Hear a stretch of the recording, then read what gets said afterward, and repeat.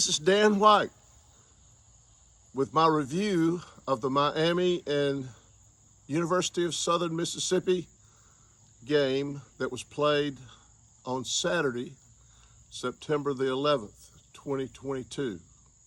First of all, I want to give you some information about myself. I've been a Miami fan since I was age 14, and I turned 71 in May. I'm just a Georgia-born, Georgia-raised man. I'm not a professional football analyst. I don't make money from my YouTube videos. I found out that you can make a lot of money with YouTube, but that's not my goal. There's one young fella who's racked up $54 million from YouTube this past year. Yes, YouTube will pay if you reach a certain level of viewership and subscribers. I'm a retired 8th grade Georgia history teacher, a high school baseball and softball fast pitch softball coach, and a retired Baptist pastor. I had 3 jobs for most of my life. But retirement now gives me the time to go RV camping, which we really enjoy doing, and to pursue my hobbies. Miami football and creating my Miami YouTube videos are just fun for me. I want to give you my Southern Miss game review. In this game, there was only one catch by tight ends. Many of the pundits thought that the tight ends would be used more for catching than they were this past Saturday. Will Mallory in the USM game is the only one who caught a pass, and that was surprising. With the wide receivers, there was great fear of them dropping the ball because they had the dropsies in practices, but no drops were recorded or made by the Miami wide receivers. At halftime, Miami was behind 10-7. But our great coaches made some very important adjustments, and the players executed those adjustments in the second half to perfection, and it made the difference. There were no touchdowns for the University of Southern Mississippi in the second half. Now, Saturday was upset Saturday. Georgia Southern was paid, get this, $1.5 million to play Nebraska, and they beat them. Marshall went up to Notre Dame and beat them. Appalachian State beat Texas A&M, our next opponent. And Kentucky, the underdog, went down to the swamp and beat Florida. And Bama only beat Texas on a last-second field goal by, 1 point, I think? In the polls, Miami moved up to number 13 in the CBS poll, and Texas A&M dropped from 6th all the way down to 24. So right now, Miami is way ahead of Texas A&M in the polls. Now, I had mentioned in my earlier video about Frank Gore Jr., the son of the Miami great Frank Gore, who went and plays for Southern Miss. I thought that Coach Will Hall would use him much more than he did.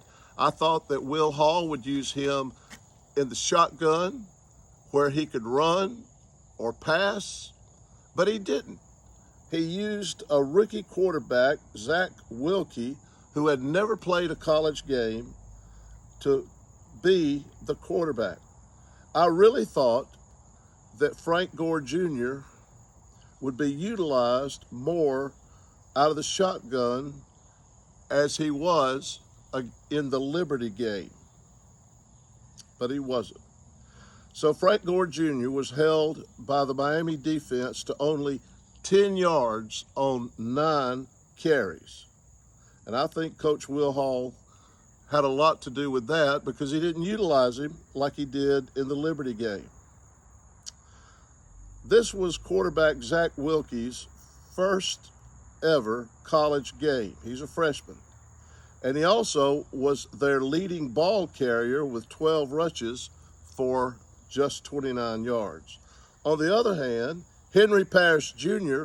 rushed for 109 yards on 23 carries and was Miami's leading ball carrier.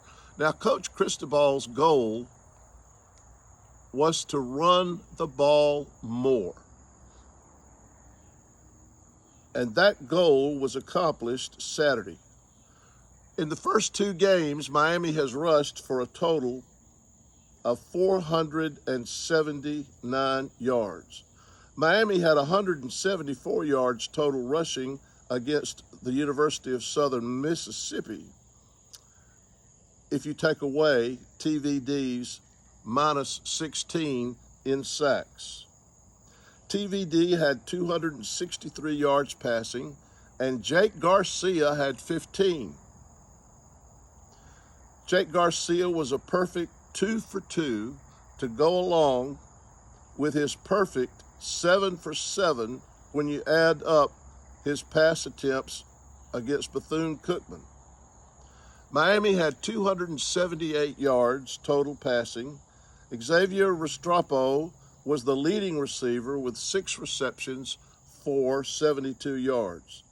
Now, my favorite play of the game, which you'll see in just a moment, was that flea flicker pass from Tyler Van Dyke to Keyshawn Smith that was thrown for a 35-yard touchdown with 5 minutes left in the third quarter to go up 24-7. Special teams play was excellent. Andres Borregales kicked a 48-yard field goal, and he was a perfect 3 for 3 in field goals. And I think the defense was sterling as well. Miami had 3 sacks and 7 tackles for loss. And get this, the Miami defense only gave up 33 yards. 33 yards rushing. That's a strong defense. They gave up 207 yards passing. Those are winning numbers. Although I realize that you can win on statistics but lose on the scoreboard, Miami put it all together. Statistics, the scoreboard, and won the game 30-7. Attendance at Hard Rock was 46,500, which was down from the home opener with Bethune-Cookman, which had an attendance of 57,000, one of the largest home openers in the history since Miami's been at Hard Rock. And I have to think the reason for the drop in attendance was the noon kickoff. It was 93 sweltering humid degrees at kickoff, and I think that contributed to the lesser attendance.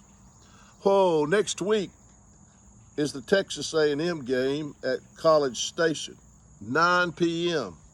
Now, their stadium seats, real small stadium, their stadium seats 103,000 fans, and it's one of the 5 largest stadiums in college football. And their rabid fans are called the 12th man, and they do make a difference in a game. I had predicted before the season began that Miami would go 10 wins and 2 losses, and the losses would be to Texas A&M and Clemson. But, as you all know by now, Appalachian State pulled the upset of the day and won 17-14. Take that, Jimbo Fisher. I can't stand that man. He's arrogant, he's cocky, he thinks he walks on water. Appalachian State beat them 17-14. And now I'm predicting a win over the Aggies at College Station. And I think that Miami will go 11-1, whereas I had predicted them to go 10-2. I think there'll be a loss to Clemson, although Clemson looked kind of shaky to me against Furman this past Saturday. I think Miami will win the Coastal, but who knows? We might even beat Clemson on November the 19th. Anything can happen, especially at the rate we're going now. Oh, boy, we're running on all 8 cylinders. The ESPN matchup predictor now has Miami at a 54% chance of beating Texas A&M. And get this now, the mighty Aggies and the arrogant Jimbo Fisher have dropped from 6th in the poll all the way down to 24th in this week's AP College poll. On the other hand, Miami has moved up to 13th from 17th. We're going up. A&M is going down. The only ACC team ranked higher than Miami is Clemson, which is ranked 5th nationally. Now, I'll have my Texas A&M preview a little bit later on this week. And I want to thank you for watching. But right now, just sit back and enjoy my review of the great win over the University of Southern Mississippi. Let me say it again. 30 for Miami, 7 for the University of Southern Mississippi Golden Eagles. Enjoy the rest of the video.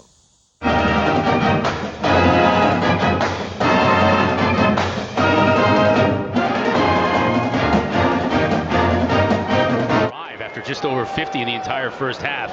Little razzle dazzle here, flea flicker. Got Keyshawn, touchdown!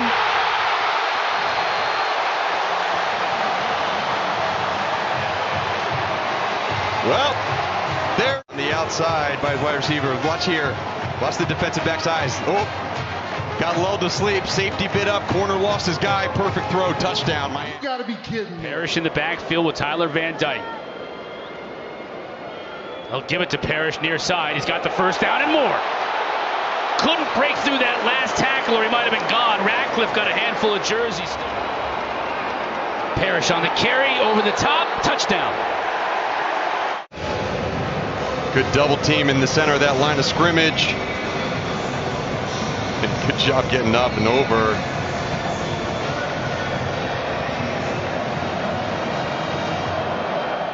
Borregales. He's got a big leg, and he showed it on that 48-yard attempt.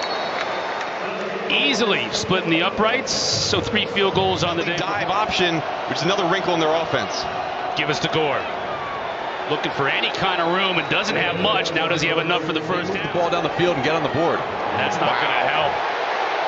Frank Gore Jr. was dropped by Leonard by a whole gaggle of orange shirts led by Keontra Smith in that middle linebacker spot. Storyline in this week was Frank Gore Jr. and just coming off a great performance against Liberty. You guys held him to only 10 yards. How was the defense able to do that? Well, those guys all week long and all camp long have been striking and coming out of their hips. We've gotten better in the weight room. We've gotten better with technique and certainly with scheme. And so have the linebackers. Tackling has been an issue, right? Last week it showed up so-so, and today I feel like we got better at that. But more importantly, we were squeezing out their gaps. They're a gap team. They're a wide zone team. They're a split zone team. And the best way to stop that is to take those gaps with those big ones. They're about 320 across the board. Is to take those guys, come out of your hips, press those holes, right? Press those bodies back and start squeezing out their stuff and make stuff bounce. And I think our guys did a fairly good job of that. And when they try to go wide zone as well, our perimeter players, play with tremendous burst and acceleration and got guys on the ground. Third down was still an issue in the first half. You saw that, right? You see him on the loop play. It's just a poor job passing off by the offensive line. So maybe a little more patience early, but gotta shoot downfield. Van Dyke under pressure again. He's going to be sacked again. Just an absolute bust. 64. Jalen Rivers blocked nobody. He passed. Van Dyke to throw again on 2nd and 10. Now he has time. Restrepo. That's a nice catch. That came on him.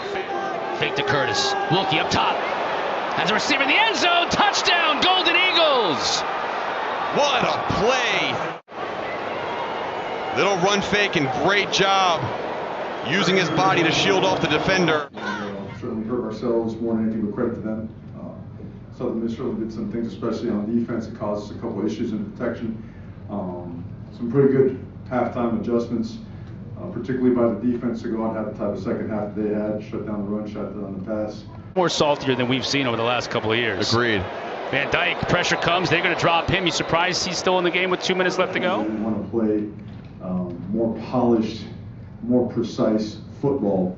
So we've got to practice better, and we've got to keep coaching better, and we've got to keep working it better. We've got to go get better, but I want to know. So questions, please. This is Dan White. Thanks so much for watching, and go Canes!